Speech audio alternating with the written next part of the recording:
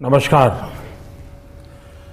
वर्ष 2021 का बजट असाधारण परिस्थितियों के बीच पेश किया गया है।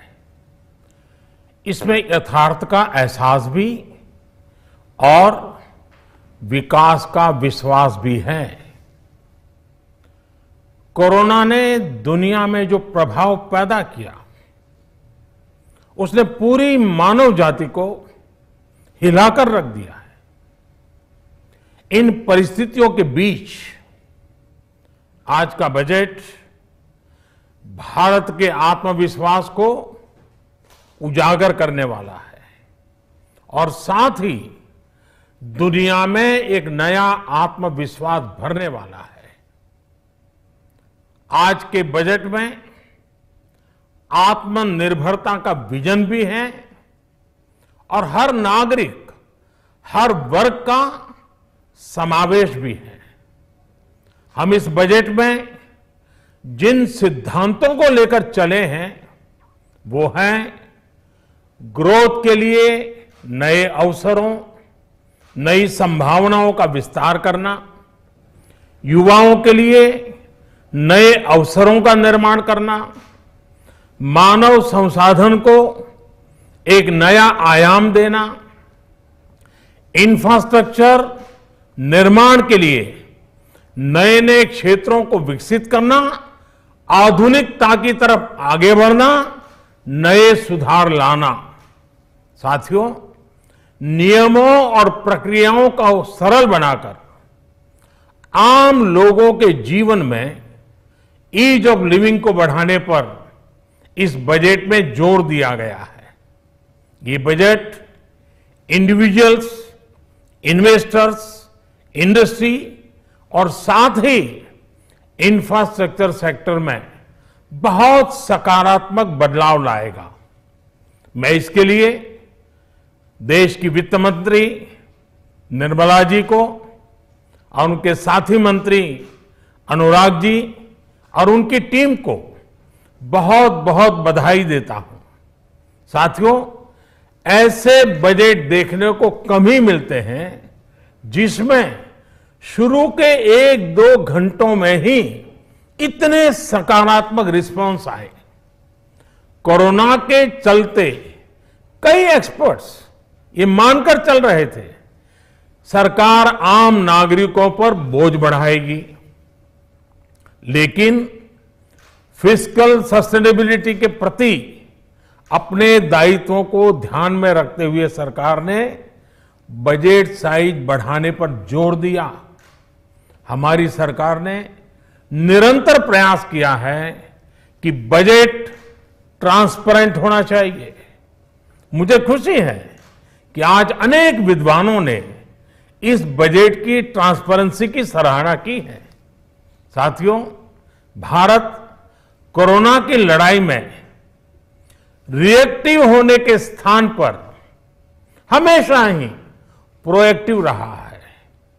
चाहे वो कोरोना के काल में किए गए रिफॉर्म्स हो या फिर आत्मनिर्भर भारत का संकल्प, इसी प्रोएक्टिवनेस को बढ़ाते हुए आज के बजट में भी रिएक्टिव का नामो निशान नहीं है। साथ ही हम एक्टिव पर, स्टेटस को पर भी अटके नहीं हैं और हमने इस बजट में भी प्रोएक्टिव बजट देकर के देश के सामने प्रोएक्टिव होने का संदेश दिया है। यह बजट उन सेक्टर्स पर विशेष रूप से केंद्रित है जिनसे वेल्थ और वेलनेस दोनों ही तेज गति से बढ़ेंगे, जान भी जहान भी।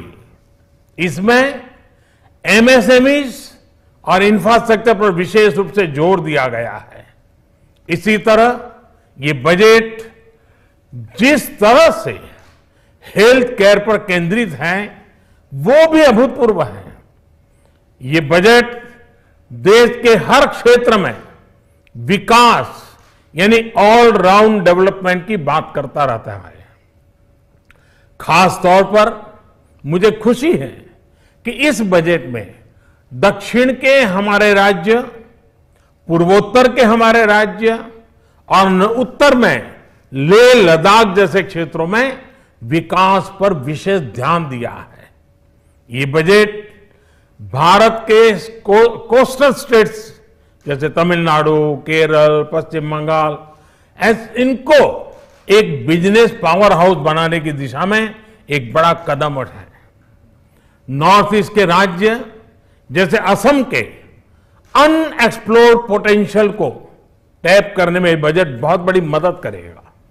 इस बजट में जिस तरह से रिसर्च एंड इनोवेशन इकोसिस्टम पर बल दिया गया है, जो प्रावधान किए गए हैं, उनसे हमारे युवाओं को ताकत मिलेगी। भारत उज्जवल भविष्य के लिए बहुत ठोस कदम रखेगा। साथियों, देश के सामान्य मानवी का, महिलाओं का जीवन आसान बनाने के लिए उनके स्वास्थ्य, स्वच्छता, पोषण, शुद्ध जल और अवसरों की समानता, इस पर इस बजट में विशेष बल दिया गया है। बजट में इंफ्रास्ट्रक्चर पर खर्च में अभूतपूर्व वृद्धि के साथ साथ कई व्यवस्थागत सुधार किए गए हैं, जिसका बहुत बड़ा फायदा देश में ग्रोथ और जॉब क्रिएशन, रोजगार के लिए बहुत लाभ होगा। देश में एग्रीकल्चर सेक्टर को मजबूती देने के लिए, किसानों की आय बढ़ाने के लिए इस पर बजट में बहुत जोर दिया गया है। कई प्रावधान किए गए हैं।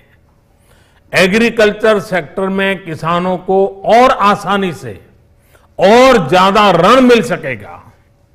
देश की मंडियों को यानी एपीएमसी को और मजबूत करने के लिए, सशक्त करने के लिए एग्रीकल्चर इंफ्रास्ट्रक्चर फंड से मदद का प्रावधान किया गया है। ये सब निर्णय ये दिखाते हैं कि इस बजट के दिल में गांव है, हमारे किसान है। एमएसएमई सेक्टर को गति देने के लिए, रोजगार के अवसर बढ़ाने के लिए इस बार एमएसएमई सेक्टर का बजट भी पिछले साल की तुलना में 2 गुना से ज्यादा कर दिया गया है। साथियों, ये बजट आत्मनिर्भरता के उस रास्ते को लेकर आगे बढ़ा है जिसमें देश के हर नागरिक की प्रगति शामिल है। ये बजट इस दशक की शुरुआत की एक मजबूत नींव रखने वाला बजट है। सभी देशवासियों को आत्मनिर्भर भारत के इस महत्वपूर्ण बजट के लिए मैं बहुत बहुत शुभकामनाएं देता हूं। फिर से एक बार वित्त मंत्री जी और उनकी टीम को बहुत बहुत अभिनंदन करता हूं, धन्यवाद करता हूं।